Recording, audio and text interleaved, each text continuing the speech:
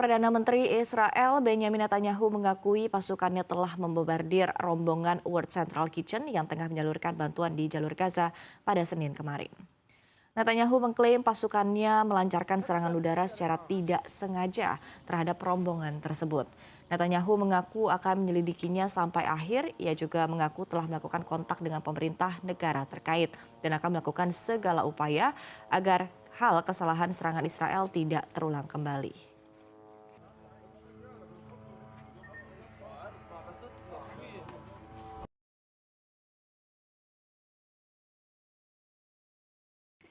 Presiden Iran Ebrahim Raisi buka suara terkait serangan Israel ke kantor konsuler Iran di Damaskus, Suriah yang menewaskan 3 jenderal Iran. Raisi mengutuk keras serangan tersebut seraya mengancam tidak akan tinggal diam. Raisi mengatakan Zionis telah melakukan pembunuhan membabi buta untuk menyelamatkan diri dari kekalahan dan kegagalan berulang kali. Dirinya menyebutkan Israel sebagai pengecut dan mengancam akan membalas dendam. Pernyataan Raisi ini juga diikuti sumpah pejabat Teheran lainnya yang akan membalas dendam. Menteri Luar Negeri Iran Hossein Amir Abdollahian mengatakan pihaknya menganggap tindakan ini sebagai agresi yang telah melanggar semua norma diplomatik dan perjanjian internasional.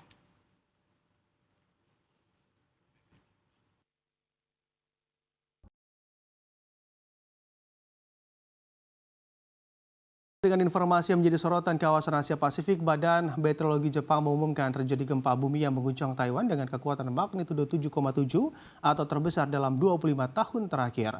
Ancaman tsunami kini membayangi Jepang hingga Filipina.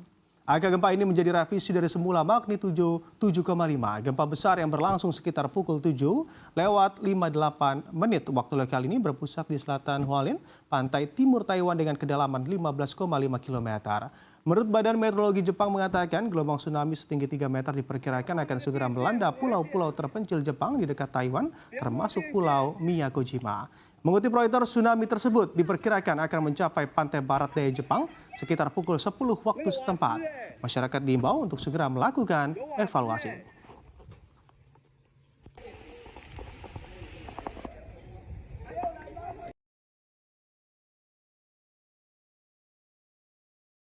Gempa dengan magnitudo 7,5 mengguncang wilayah laut di dekat Taiwan. Badan Meteorologi Jepang mengeluarkan peringatan tsunami akibat gempa tersebut.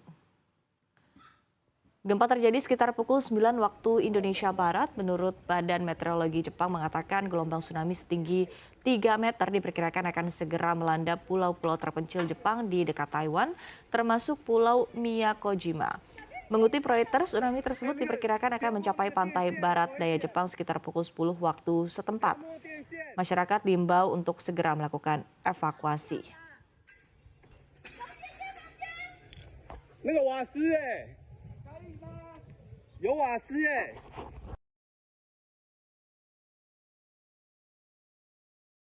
Mahkamah Konstitusi hari ini melanjutkan sidang perselisihan hasil Pilpres.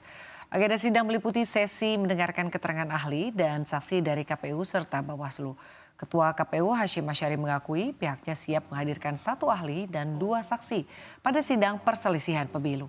Sementara itu Bawaslu menghadirkan 7 saksi dan 2 ahli. Sebelumnya MK menggelar sidang dengan agenda mendengarkan keterangan ahli dan saksi dari pasangan Anies Muhaimin dan juga Ganjar Mahfud pada Senin dan Selasa kemarin.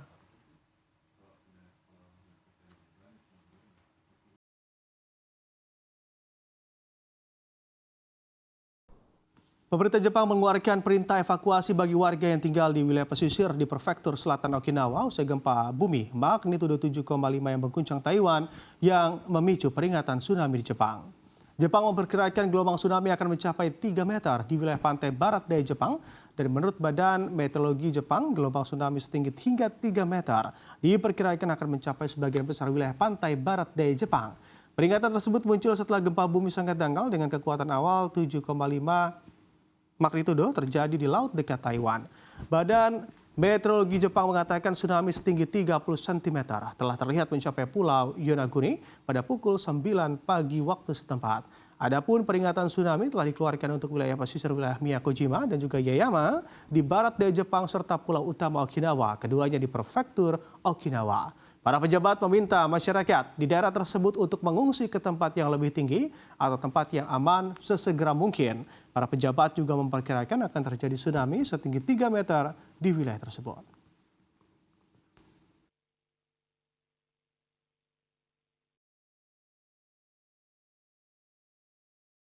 Badan Meteorologi, Klimatologi, dan Geofisika atau BMKG memastikan gempa magnitudo 7,5 di Taiwan tidak akan menimbulkan tsunami di Indonesia.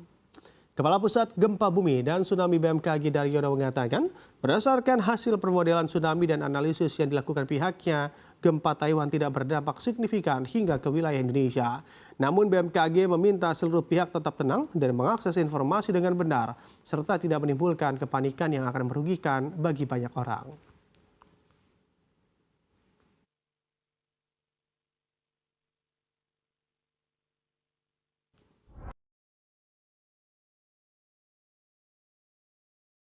PT KAI Daup 1 Jakarta memprediksi puncak arus mudik dari stasiun Pasar Senen Jakarta Pusat terjadi pada Sabtu 6 April 2024 mendatang. Kaubas Daop 1 Jakarta, Iksvan Henry Wintoko, mengatakan pada tanggal tersebut tercatat ada 44.297 calon penumpang yang akan berangkat dari stasiun Pasar Senen.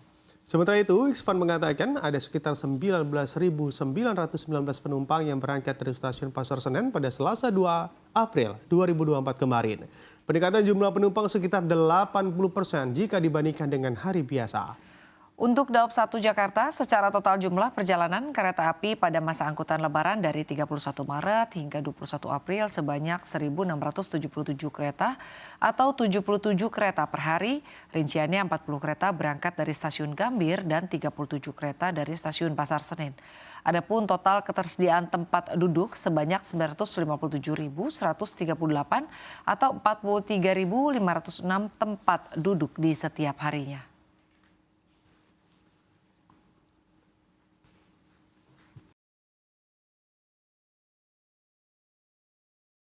Tim penyelamat Taiwan mengatakan 1 orang tewas dan lebih dari 50 orang lain yang mengalami luka-luka imbas gempa dahsyat yang terjadi pada Rabu pukul 9 pagi waktu setempat.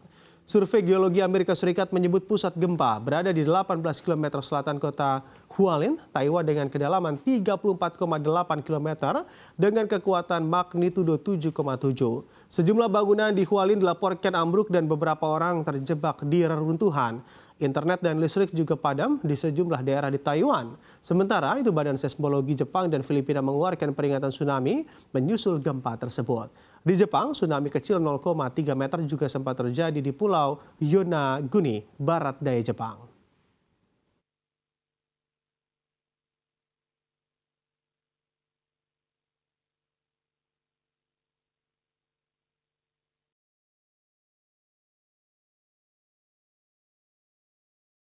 Mahkamah Konstitusi memanggil 4 Menteri Kabinet Indonesia Maju sebagai saksi dalam sidang sengketa Pilpres 2024. Menanggapi hal ini, Presiden Jokowi memastikan keempat menterinya akan hadir di persidangan.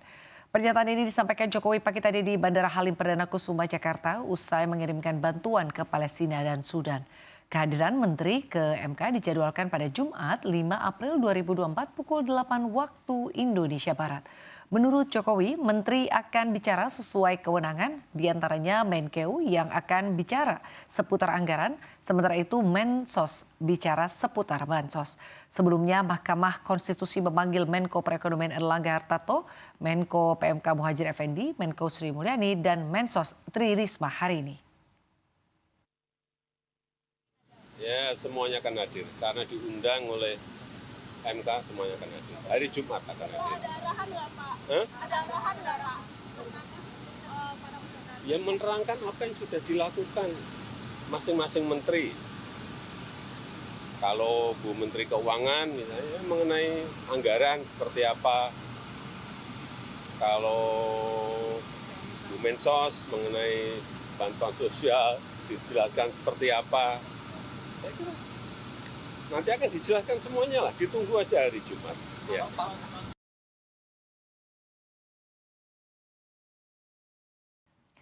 Sementara itu, sekutu terdekat Israel, Amerika Serikat mengutuk serangan Israel yang menewaskan 7 pekerja kemanusiaan di Gaza yang diprediksi akan memicu lembaga sosial lainnya menghentikan pengiriman bantuan kemanusiaan ke Gaza dan meningkatkan potensi kelaparan bagi warga Palestina.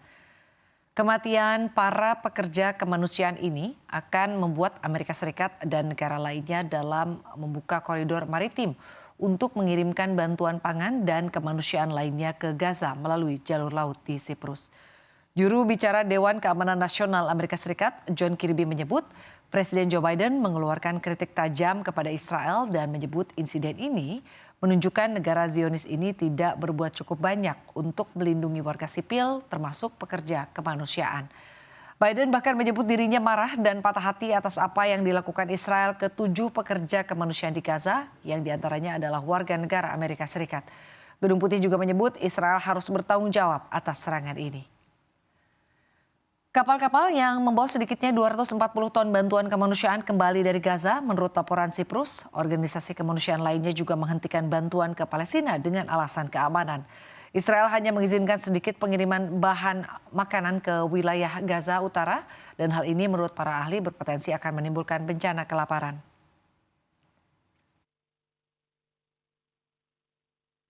Outraged to learn of an IDF strike that killed a number of civilian humanitarian workers yesterday from the World Central Kitchen, which has been relentless in working to get food to those who are hungry in Gaza and quite frankly around the world.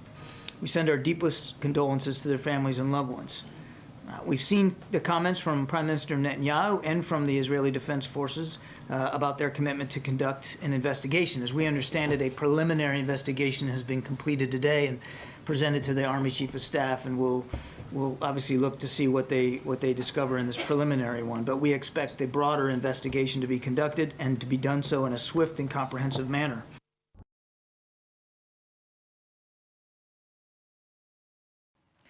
Presiden Amerika Serikat Joe Biden dan Presiden China Xi Jinping melakukan pembicaraan melalui sambungan telepon. Salah satu topik yang diangkat ternyata mengenai TikTok.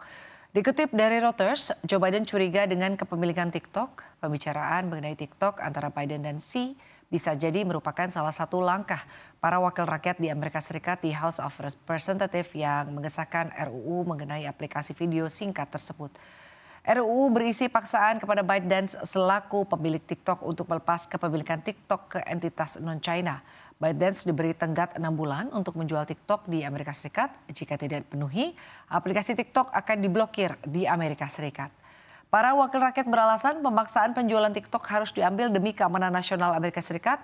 RUU ini harus disetujui oleh para senator Amerika Serikat sebelum disahkan menjadi undang-undang oleh Biden. TikTok diperkirakan bernilai 100 miliar dolar Amerika Serikat atau setara 1.574 triliun rupiah. Harga ini termasuk rendah sebab tahun lalu TikTok menghasilkan 16 miliar dolar atau setara 251 triliun rupiah di Amerika Serikat saja.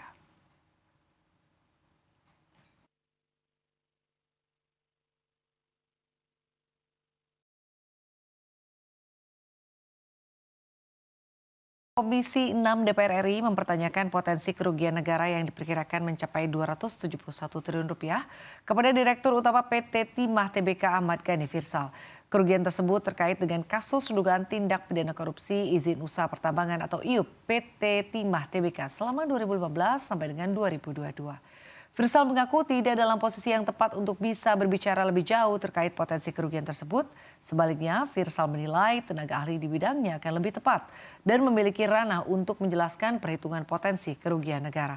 Firsal juga mengakui saat ini pihaknya masih melakukan proses investigasi terkait apa yang terjadi di perusahaan selama 5 tahun terakhir, termasuk mengevaluasi kontrak dan kerjasama dengan mitra usaha.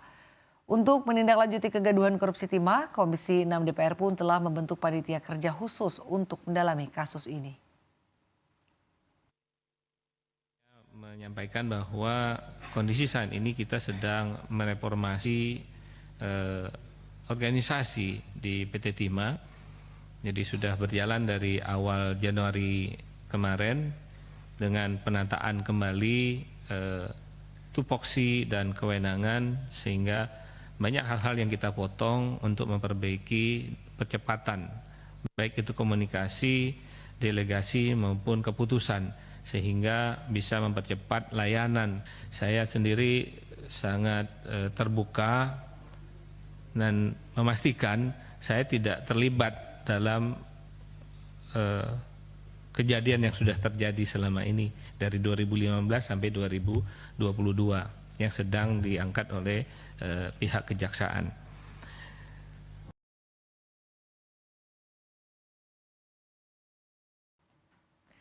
Perdana Menteri Israel Benjamin Netanyahu mengakui militer Israel melancarkan serangan udara ke wilayah Gaza yang menyebabkan 7 relawan kemanusiaan tewas. Netanyahu berdalih korban tewas akibat ketidaksengajaan dari pasukannya. Netanyahu juga menyebut akan mencegah hal serupa kembali terulang. Aksi serangan ini sendiri dikecam banyak negara di seluruh dunia, termasuk sekutu terdekat Israel yakni Amerika Serikat.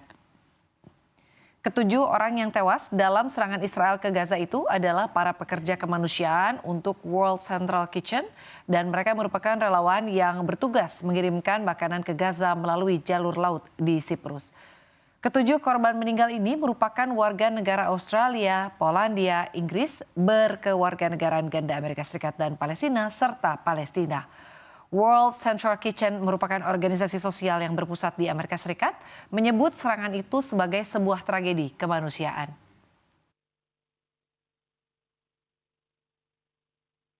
לצערנו ביממה האחרונה היה מקרה טרגי של פגיעה לא מכוונת של כוחותינו באנשים חפים מפשע ברצועת עזה. זה קורה במלחמה, אנחנו בודקים את זה עד תום, עומדים בקשר עם הממשלות ונעשה הכל כדי שהדבר הזה לא יישנה שוב.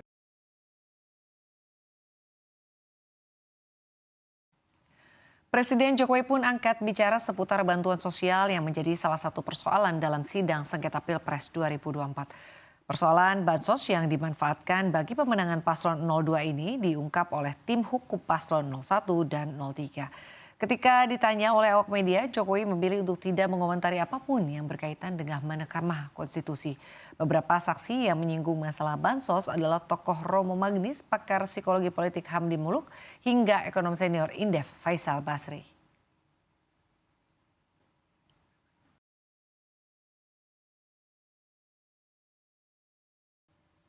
Ya pemirsa, kini kita ke berita terpopuler yang sudah kami pilihkan. Top news untuk yang pertama ada koleksi dari Rolex Harvey Muiz pemirsa.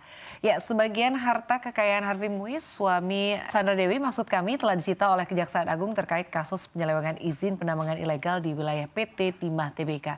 Saat penyidik menggeledah kediaman Harvey yang berada di kawasan Pakubono, Jakarta Selatan, sejumlah jam tangan juga turut disita. Harvey diketahui gemar mengkoleksi jam tangan mewah dengan harga mulai ratusan juta hingga puluhan miliar. Daftar jam tangan yang pernah dikenakan oleh Harvey ada di beberapa momen yang diunggah di akun Instagram Sandra Dewi. Tercatat seperti Rolex chronograph Paul Newman dengan harga senilai 24,8 miliar rupiah, serta Richard Mille, Rafael Nadal yang dibanderol 2,2 miliar rupiah. Lalu ada Patek Philippe, Nautilus dengan kisaran harga 2 miliar rupiah, hingga Audemars Piguet Royal Oak yang bisa menguras kocek hingga 2 miliar rupiah.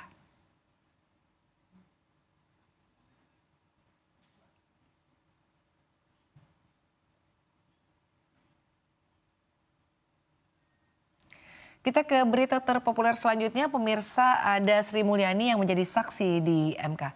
Menteri Keuangan Sri Mulyani Indrawati merespon mengenai dipanggilnya Mahkamah Konstitusi sebagai saksi dalam sidang sengketa Pilpres 2024. Bendahara negara ini mengatakan akan memenuhi panggilan pada Jumat 5 April jika mendapat undangan resmi. Respon Sri Mulyani ini seiring rencana Mahkamah Konstitusi memanggil 4 Menteri Kabinet Indonesia Maju sebagai saksi dalam sidang sengketa pemilihan Presiden dan Wakil Presiden 2024. Salah satunya adalah Menteri Keuangan Sri Mulyani Indrawati. Selain Sri Mulyani, yang dipanggil adalah Menteri Koordinator Bidang Perekonomian Erlangga Hartarto, Menteri Koordinator Bidang Pembangunan Manusia dan Kebudayaan Muhadjir Effendi, serta Menteri Sosial Tri Risma Harini. Jika tidak ada perubahan, 4 menteri tersebut akan diundang pada sidang Mahkamah Konstitusi di Jumat pekan ini. Hakim MK menilai keterangan dari 4 menteri itu penting. Selanjutnya para pihak yang berperkara dalam sengketa Pilpres tidak dapat bertanya ke para menteri dan pertanyaan hanya diajukan Hakim MK.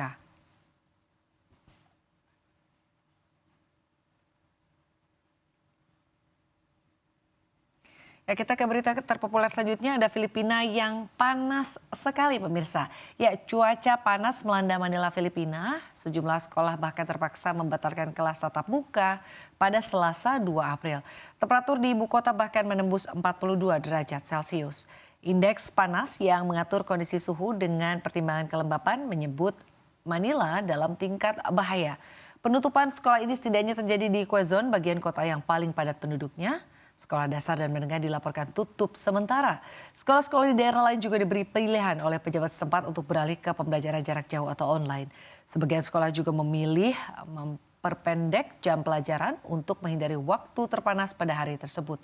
Adapun indeks panas dengan suhu 42 hingga 51 derajat Celcius dapat menyebabkan kram panas dan kelelahan akibat panas dengan serangan panas yang mungkin terjadi jika paparan terus-menerus. Cuaca ekstrim diprediksi masih akan terus terjadi hingga Rabu di mana suhu diramalkan menembus 43 Celcius. Sebelumnya Organisasi Meteorologi Dunia WMO telah memberikan kode merah tentang keadaan iklim global pada 19 Maret lalu. Dalam laporan itu digambarkan bagaimana pencairan es di kutub terjadi dengan tingkatan yang semakin cepat dibandingkan beberapa tahun sebelumnya di tengah sorotan banyaknya bencana yang terjadi akibat perubahan iklim. WMO menyatakan langkah dunia soal perubahan iklim masih perlu ditingkatkan, utamanya dari unsur pendanaan.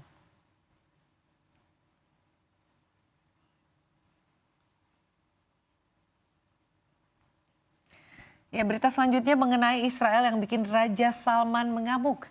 Pemerintah Raja Salman Arab Saudi ikut mengomentari situasi yang terjadi di Suriah pasca serangan rudal Israel di konsulat Iran di Damaskus. Komentar tersebut dilontarkan Kementerian Luar Negeri Saudi. Dalam pernyataannya, Kerajaan Saudi menolak tegas aksi Israel terhadap penargetan fasilitas diplomatik dengan alasan apapun dan dengan dalih apapun. Aksi Israel pun dianggap merupakan pelanggaran terhadap hukum diplomatik internasional dan aturan kekebalan diplomatik. Sebelumnya sebuah rudal Israel berhasil mengenai kantor konsulat Iran di Damaskus. Observatorium Suriah untuk Hak Asasi Manusia yang berbasis di Inggris mengatakan 11 orang tewas dalam serangan tersebut.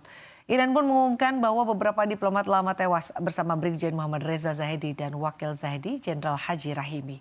Dilaporkan juga bahwa Brigjen Hossein Amirullah, Kepala Staf Umum Pasukan Al-Quds di Suriah dan Lebanon, termasuk di antara korban. Akibat serangan ini, Presiden Iran Ebrahim Raisi mengatakan bahwa kejahatan pengecut tidak akan dibiarkan begitu saja. Ia berjanji akan mengambil tindakan tegas terhadap Tel Aviv.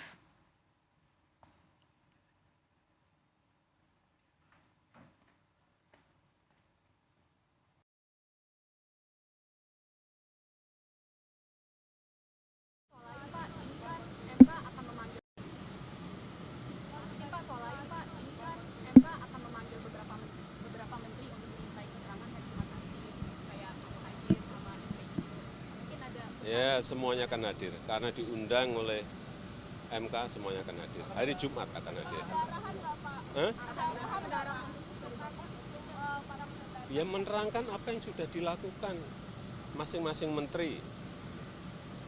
Kalau Bu Menteri Keuangan misalnya mengenai anggaran seperti apa. Kalau Bu Mensos mengenai bantuan sosial dijelaskan seperti apa. Saya kira nanti akan dijelaskan semuanya lah, ditunggu aja hari Jumat. Ya.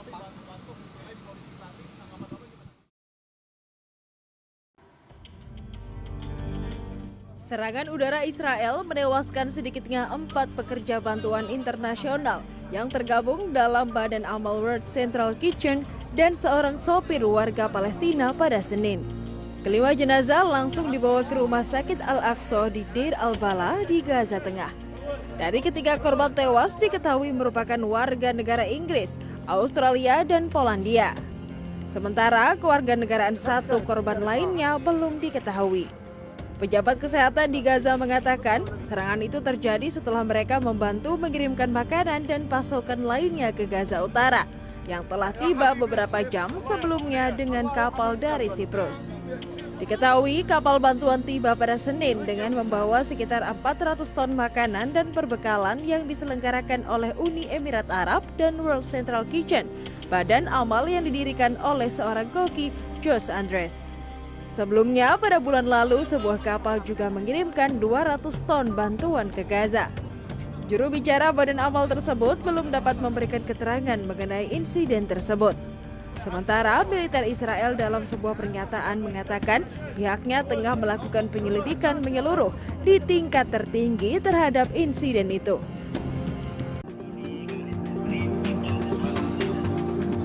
Pemeriksaan bus angkutan lebaran digelar di Terminal Insinyur Soekarno, Klaten, Jawa Tengah Selasa siang. Pemeriksaan digelar Polres dan Dinas Perhubungan Klaten. Petugas gabungan memeriksa kelaikan bus diantaranya kondisi lampu, rem, hingga surat kendaraan. Petugas juga memeriksa kelengkapan berupa alat pemecah kaca dan apar. Total terdapat 50 armada bus antar kota antar provinsi atau akap yang diperiksa petugas. Dalam razia ini petugas menemukan 10 bus dengan kondisi ban sudah tipis hingga kotak P3K yang kurang lengkap. Sejumlah bus direkomendasikan untuk mengganti ban di pool masing-masing.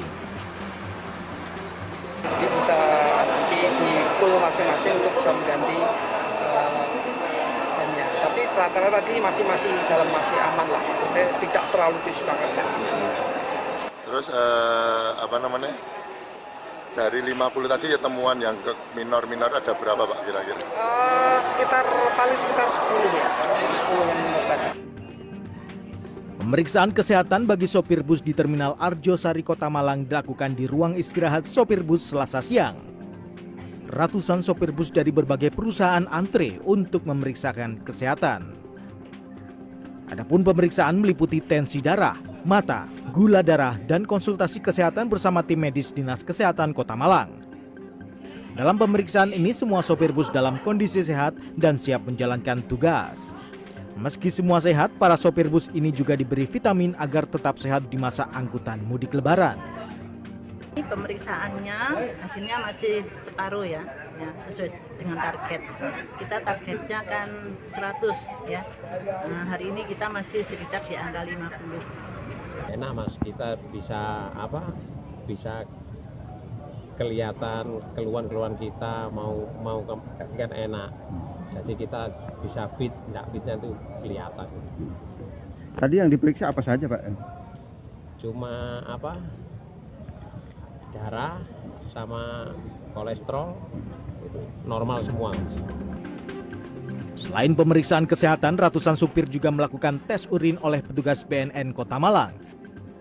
Hasilnya, semua sopir bus dinyatakan negatif dari obat-obatan terlarang. Melalui pemeriksaan ini, diharapkan angkutan mudik dan balik lebaran bisa berjalan lancar. Di lokasi terpisah, Dinas Perhubungan dan Kepolisian Resort Tasikmalaya, Jawa Barat menggelar pemeriksaan angkutan lebaran Selasa siang. Puluhan bus antar kota antar provinsi dan antar kota dalam provinsi ikut uji kelayakan. Selain kelengkapan surat berkendara, petugas juga menguji kelayakan bus. Petugas menemukan sejumlah kendaraan sudah habis masa berlaku uji kir. Petugas melarang kendaraan beroperasi sebagai angkutan lebaran karena beresiko. Apakah itu benar hasil uji dari sana atau tidaknya, kita tidak bisa menyebutkan palsu karena itu ada yang menandatangani terus stempel cap. Di Terminal Kediri, Jawa Timur, pemeriksaan angkutan juga dilakukan Selasa siang. Pemeriksaan meliputi kelengkapan administrasi, surat kendaraan, dan surat izin pengemudi, hingga kelengkapan teknis kendaraan. Para awak dan sopir bus diperiksa kondisi kesehatan plus dilakukan tes urin. Kesehatan. Terus manfaat untuk supir sendiri apa dengan adanya pemeriksaan ini Pak? Artinya lebih berhati-hati gitu ya? Lebih berhati-hati. Surat daripada kendaraan, layak jalan enggak. Lalu fisik kendaraan juga driver sama navigatornya ya juga dilakukan uji teknis apakah mereka kedapatan zat aktif atau enggak. Pemeriksaan terus dilakukan hingga lebaran untuk mengantisipasi kecelakaan lalu lintas. Tim Liputan CNN Indonesia.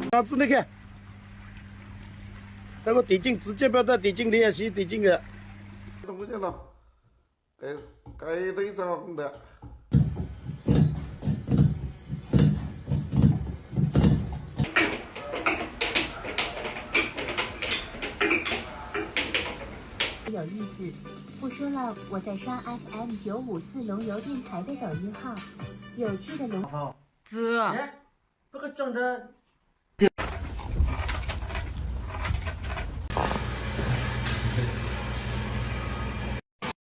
地震了吗？你们都在发地震了吗？我怎么也感觉到？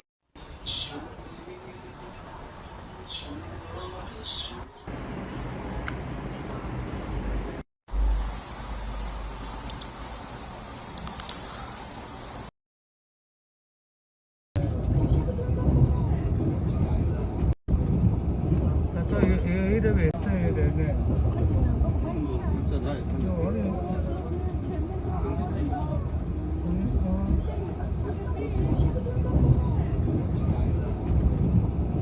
这有些有点卫生，有点那。在哪里看到？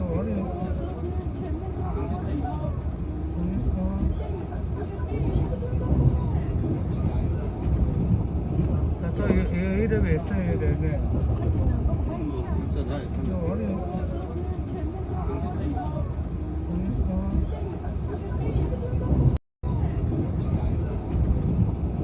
这有些有点卫生，有点那。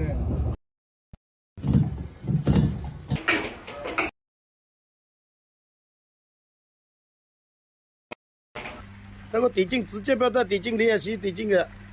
东西了，该内脏的。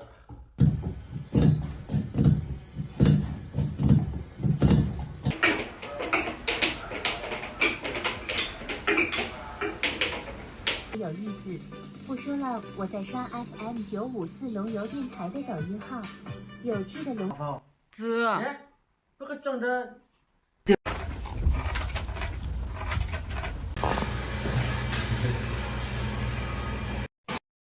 地震了吗？你们都在发地震了吗？我怎么也感觉到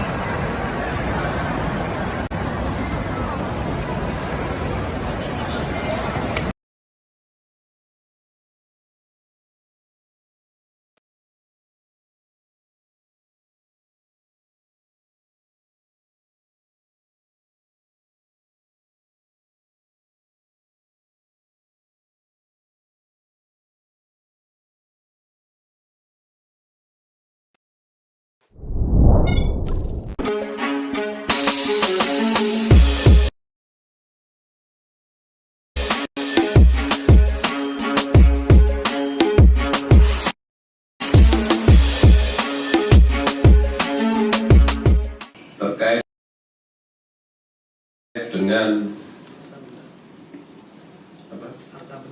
harta benda, penyitaan dan sebagainya, penelusuran masih sedang kita lakukan. Sepanjang barang-barang tersebut ada kaitannya menjadi alat atau merupakan hasil dari kejahatan, pasti akan kami lakukan penyitaan. Ya, terima kasih. Pak.